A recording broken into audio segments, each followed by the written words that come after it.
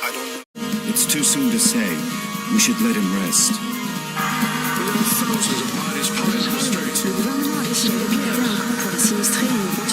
He's been very feeble for weeks. He can't get up. He doesn't speak. Do you think we should call a doctor? Call a doctor? Here? You're right. Let's just hope he wakes up one of these days.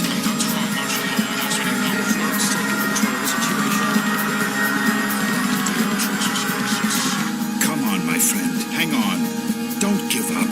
Please, let me get to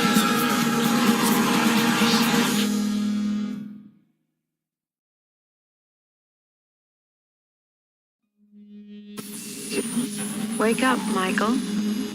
Come on, you have to wake up.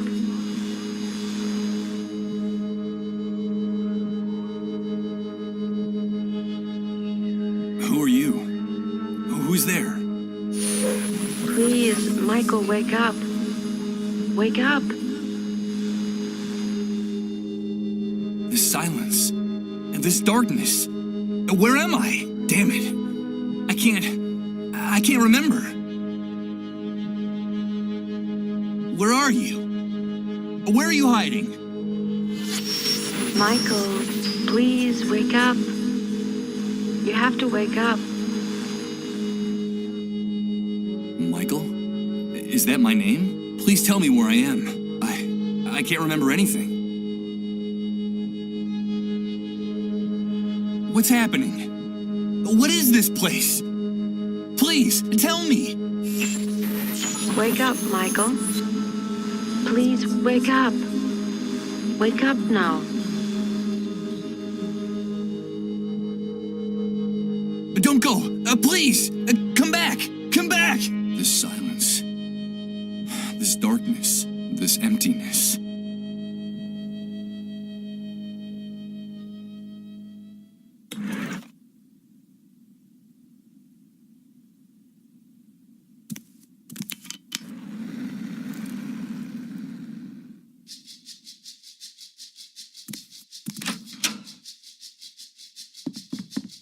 Good morning. I hope you're feeling better. But... Now don't be alarmed. I'm glad you feel strong enough to get out of bed. That's wonderful news. I must say you're looking much better, considering what you've been through, of course. Who are you? Ah, yes, of course. Forgive my manners.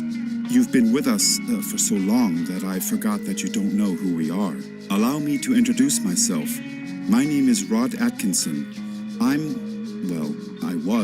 I was the director of the Municipal Property Registry before, well, you know, before the world collapsed on us. Pleased to meet you, Mr. Atkinson. But... where am I? What is this place? You are in what I venture to call our home. Our humble, hopefully temporary home. This is one of the many trailers that make up the refugee camp. And believe me, we can consider ourselves lucky to live between these four walls. Most of the inhabitants of this hellhole, excuse my crude language, have nothing more than plastic tarps and cardboard for shelter. Wait a second. Did you say refugee camp? Yes, of course. The Facility for Temporary Accommodation of Disaster Victims is what they called it. You know, after the army declared martial law following the catastrophe. You look a little confused, if you don't mind my saying so. Do you really not know what I'm talking about? I don't know. I'm afraid not. Let me ask you. Can you tell me what I'm doing here? Yes, of course. I think we owe you an explanation. A few days after the Great Wave, we found you lying in a ditch near the airport. You were badly injured and unconscious. We couldn't just leave you there. Someone had already stolen your luggage and identification. It was awful. So we decided to take care of you ourselves and brought you here.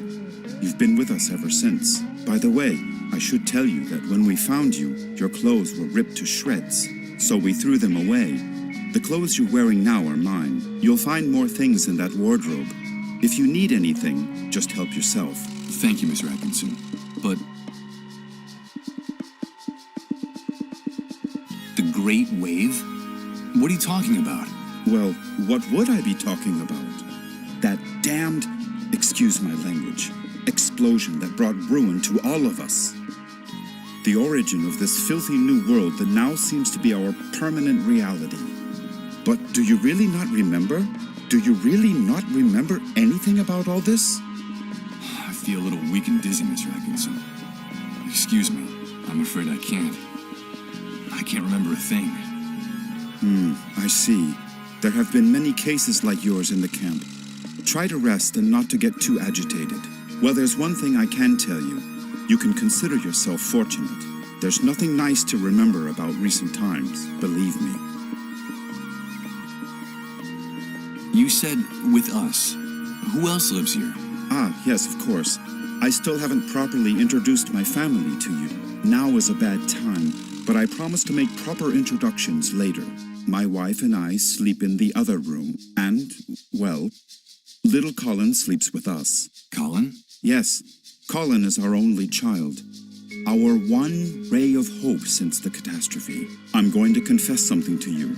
Colin is the only reason my wife and I still struggle to keep going in this new world. We would have given up a long time ago if it weren't for him. Of course. I understand. So that was your wife's voice that woke me up a few minutes ago, right? My wife? No, that's impossible. My wife has been with me in the other room the whole time. We haven't come out of there for hours. But I'm glad you're feeling better and are fully conscious now. I guess we could say you've been reborn. And although the circumstances aren't the best, simply being alive nowadays is practically a luxury. So, welcome to our home. From what you've told me, I see that you've saved my life. I'm very grateful, Mr. Atkinson. No, please. You don't have to thank us. We just did what we had to.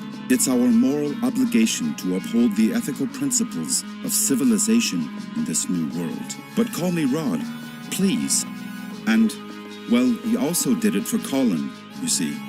What kind of future does he face if we accept that it's every man for himself, that no one cares about anyone else? It's a terrifying prospect, don't you think?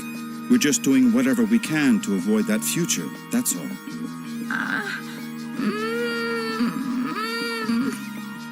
Rod! Please excuse me, but I have to leave you now. No, wait, please. What's happening? Don't go yet. I'm sorry, I understand that you have a lot of questions to ask me, but now isn't the time. Believe me, I promise to answer each and every one of your questions in peace and quiet later. Sorry, but I have to go. Rod, please, quickly! Okay, all right. Now that you're feeling better, you can go out and take a walk around the camp. But please, be very careful out there. The world you knew before is gone. Heed my warning, don't touch anything. Don't talk to anyone, and don't get mixed up in anything. At least until someone explains to you how things work in this new world the Great Wave left us. Everything has changed so much out there. All right. Thanks for the advice. Ah, one more thing before I go. You've been with us for quite a while now, and we don't even know what to call you. What is your name? My name? Michael. My name is Michael. Very pleased to meet you, Michael. We'll talk again later, I promise. Michael. That's what that disembodied voice called me. That must be my name. Wake up, Michael. That's all she said. Leaving me in this immense void where I can't remember anything. Great wave? New world? Refugee camp? But what the devil could have happened out there? I think it might be a good idea to go out there and take a look.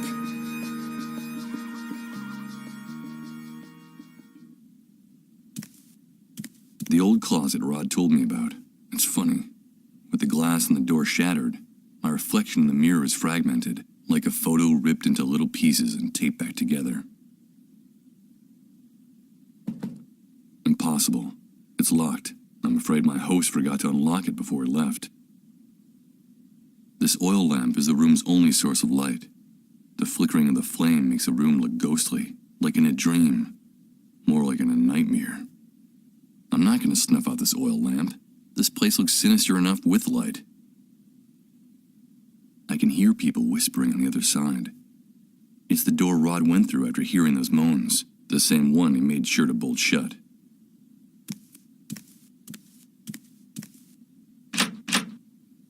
It's no use. It won't open. I heard Rod bolt it from inside. With the glass in the door broken and that thick coating of grease lining it, I doubt anything's been baked in this oven for a long time. Nothing edible. It's only the lid of an enormous metal pan sitting on the bottom of the oven. There's a very worn old notebook hidden under the lid.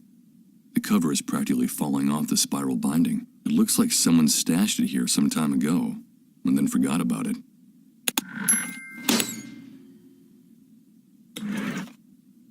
It's a bit dented. It was used to cover a very large roasting pan. In fact, it still has some traces of food stuck to it. It's an old accounting ledger that still has a few blank pages left in it. From what's written in here, it looks like someone was using it as a diary, before ripping out almost all its pages and leaving it inside the oven in the trailer.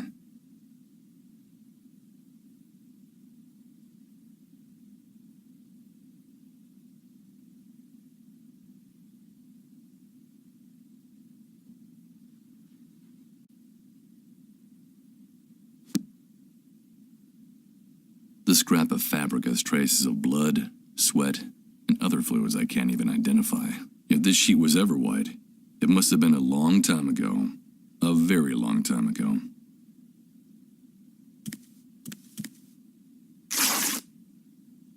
Well, look at that.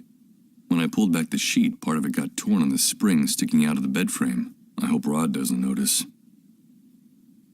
A depressing sight.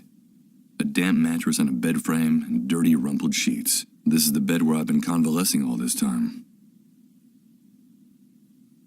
The bed frame under the mattress is so battered that one of the springs is turned into a very sharp, protruding object. It's an unframed snapshot, stuck directly on the wall of the room. Two adults and a child smiling at the camera in what looks like an enormous yard. One of them is Rod, my host.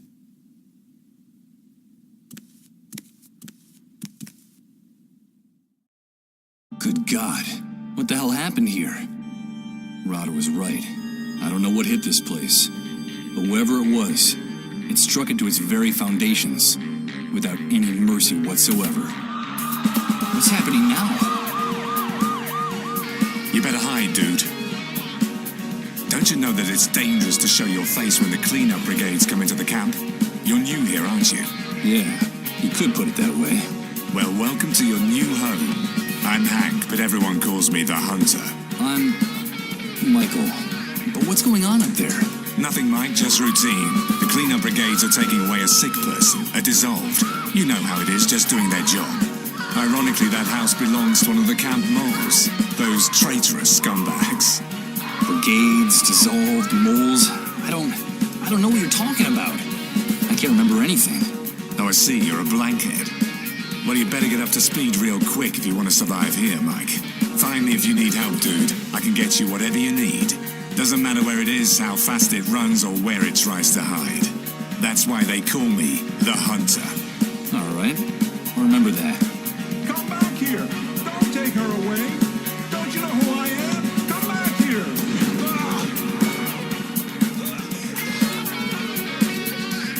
They shot that poor man in cold blood.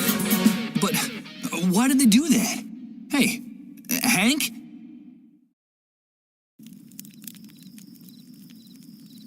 I'm afraid he's gone.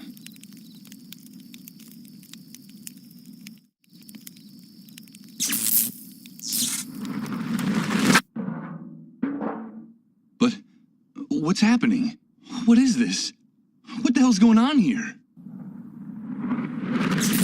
Good God.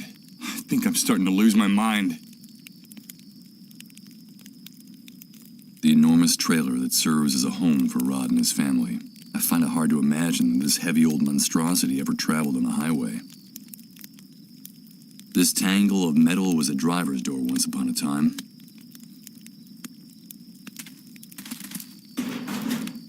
Time has left these hinges bent and rusted. There's no way I'm going to be able to break open this door with my bare hands. The half-scrap remains of a sports car that looks like a collector's item. From the style, it must have been worth a pretty penny a long, long time ago. But now, I'm afraid it's just scrap metal.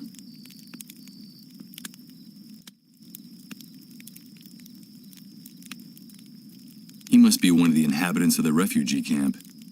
What the hell has he got in that shopping cart full of junk? Someone improvised a bonfire inside that drum. Although the smoke starts to irritate the lungs pretty quickly, it seems like the only heating system the camp inhabitants have. A supermarket shopping cart full of plastic bags, ready to burst. This individual who looks like a bum never takes his eyes off it, and the swarm of insects fluttering around the merchandise don't either.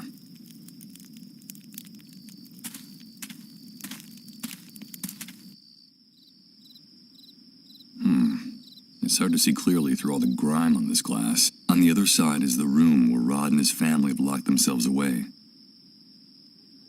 Rod seems upset and worried. What's going on in there? That's Rod's wife. I heard her calling him from the other side of that door that just closed behind him. She looks worn out with those dark circles under her eyes. She looks like she hasn't slept in days. That must be little Colin, Rod's son. He looks unwell. Was that him I heard moaning in pain inside the trailer? From here, it looks like one of those metal boxes for Danish butter cookies. And judging from how worn it looks, I'd say that it's been reused over and over again.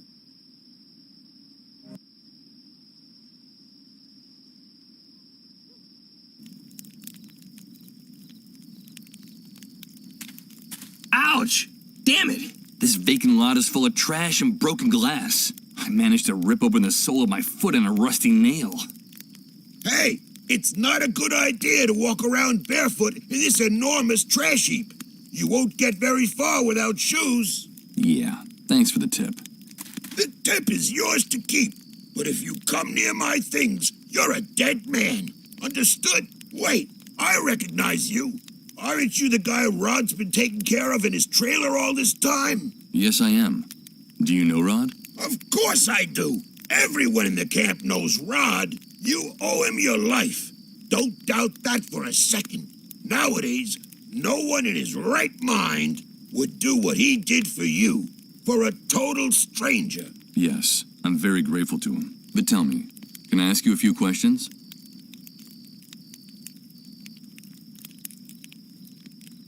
I've been hearing about an enormous explosion, the Great Wave. What on earth are they talking about? But what kind of question is that?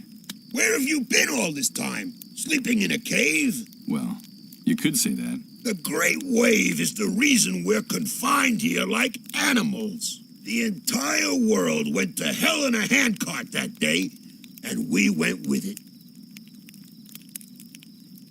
I've been able to see that with my own eyes. Can you tell me anything else? Okay, I'll tell you what I know.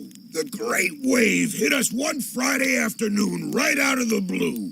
I remember it perfectly because I'd just come out of an important meeting at that precise moment. I'd made a lot of money from a very fat contract.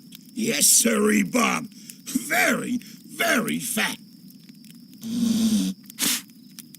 First, we felt the ground quaking, as if a volcano was about to erupt right under our feet. I had to get out of my car and run. Then came the explosions. Glass broke. Buildings toppled. And then for weeks, the stench of corpses rotting in the streets. In just a few hours, that damn Great Wave sent us all, with our businesses, our money, and our convertibles, straight back to the Dark Ages. The Dark Ages? Of course! Are you surprised? In a matter of minutes, we were left with no electricity, no water, no communications. And after the initial chaos, the dissolved started to show up. And that horrible gash opened up in the sky. That stupid breach up there that no one in this hellhole has bothered to explain to us. The fact is that the remains of the old system only held up for a few weeks. And through the cracks, what you see around you started seeping in. The new world, right? Yes, indeed. You catch on fast. The new world was here to stay. Welcome to the future, son. Not exactly the way you pictured it, huh? Confined? Do you mean we can't leave the refugee camp? Refugee camp. I've always found that term amusing. It seems like things on the other side of the fence work a little better. But here, look around you. Does this look like a refugee camp? It's an army detention camp, and you're a prisoner. Once you come in here, you lose everything, even your name. To them, you're nothing more than a rat, just another camp rat. You'd never be able to get through the gate, especially if you don't know anyone or don't have any contacts on the outside. Doesn't matter who you might have been before the old world collapsed. Believe me, I speak from experience. If you're just a camp rat, I'm afraid the only way out of here is feet first. I don't know if you get my meaning. Of course I do. Thanks for your encouraging words. You can keep the words, but come near my things and you're a dead man. This shooting.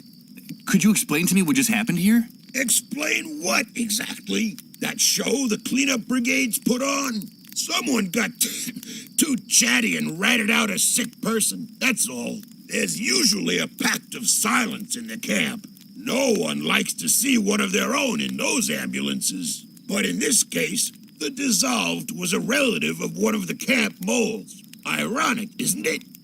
But they shot a man. Yes, so they did. So what?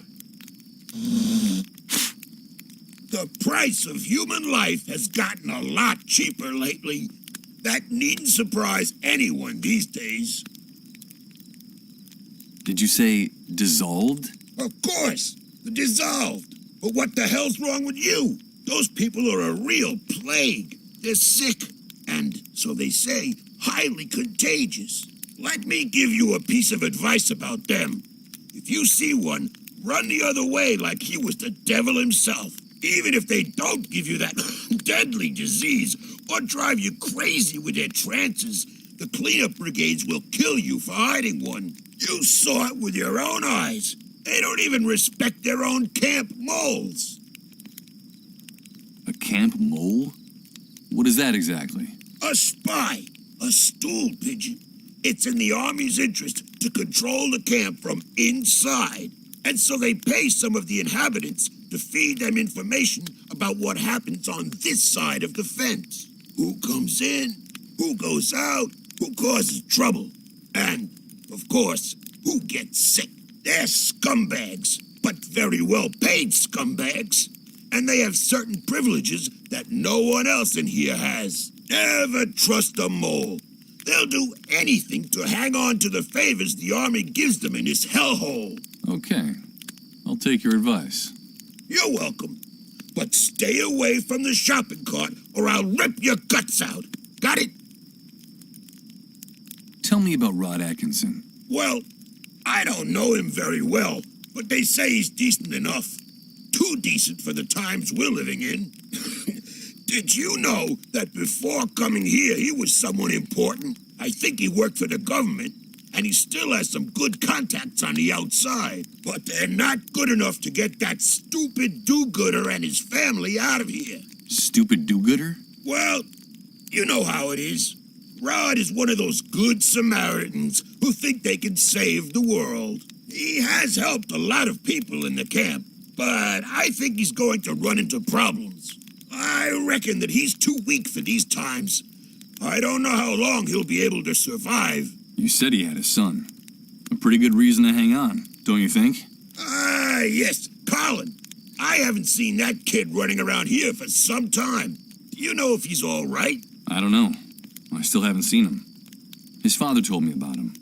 Well, I'm glad he's not anywhere near me. That brat doesn't have anything better to do than to try to snoop in my shopping cart. Well, I'll be going on my way. Good luck to you, pal. Just be sure to stay away from my things.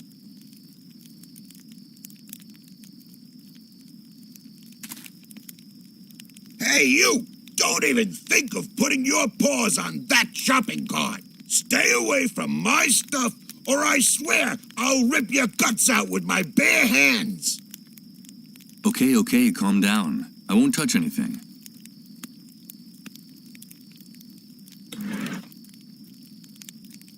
It's a bit dented. It was used to cover a very large roasting pan. In fact, it still has some traces of food stuck to it. Let's see. I could swear that the lid is just the right size for this drum. Perfect.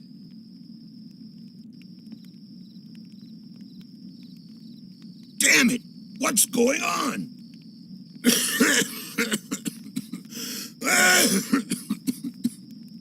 This damn shithole is going to be the end of us.